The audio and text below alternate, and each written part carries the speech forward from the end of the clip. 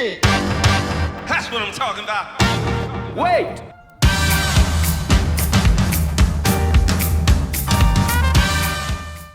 Today we're going to talk about your Mercedes-Benz Sprinter RV. The number one reason that people buy these RVs, Wheels not driving.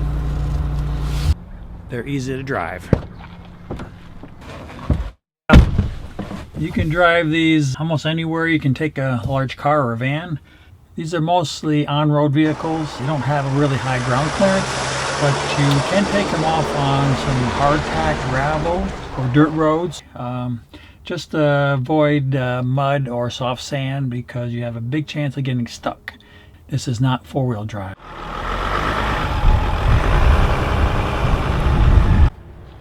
Okay, now let's check the oil.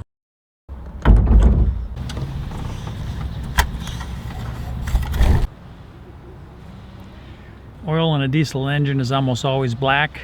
That's from the soot and the unburned fuel deposits in there, but it's not that big a deal.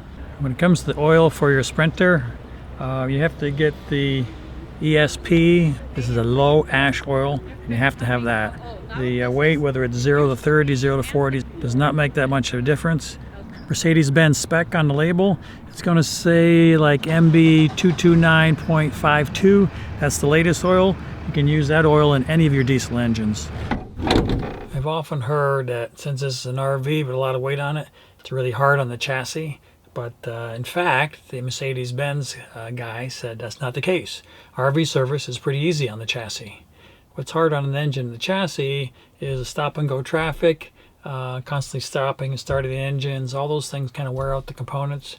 But if you're driving down the highway, that's pretty easy service for the engine. It stays up nice and warm. You don't have a cold engine that collects sludge and acids and stuff.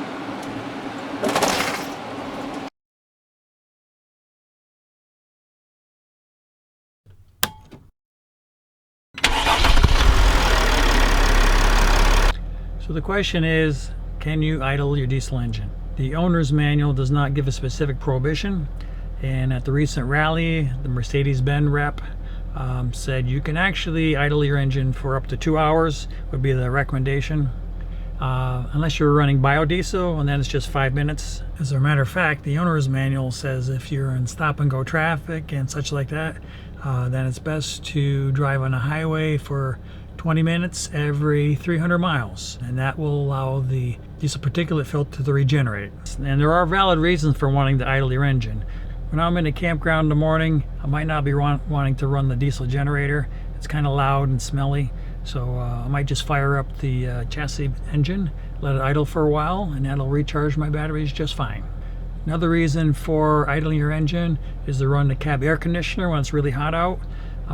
You may be maneuvering into your campsite and you got to go back and forth a few times, try to find the right spot, or you just want to keep the cab cool for a while you're doing something else. So anyway, for the Mercedes guys, you can idle it for up to 2 hours in between your highway driving. Another reason you can idle is to warm up the windshield.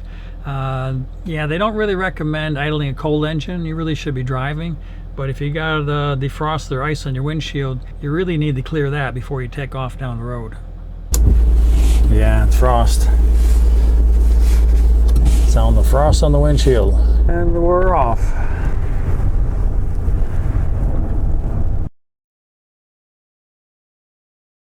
Ah yes, the good old biodiesel controversy. Is that going to void your warranty or cause some problems with you? As a practical matter, a lot of people use biodiesel because they have to. I did speak with a couple of guys from Minnesota, and they've run the biodiesel with no problems for 40, 50,000 miles in their engines. The only thing is you have to change your maintenance schedule, change your oil more often and fuel filters, that kind of stuff. If you do that, you can run it. The Mercedes manual says only the B5. Well, it's up to you, of course, but I've run the B20 and had no issues at all. Well, the short answer for biodiesel is yes, you can use it with some precautions. If you do your accelerated maintenance, you're not going to have that much of a problem with it. So anyway, enjoy the travels and don't worry about it. This is Grandpa Ron, and I'll see you on the road.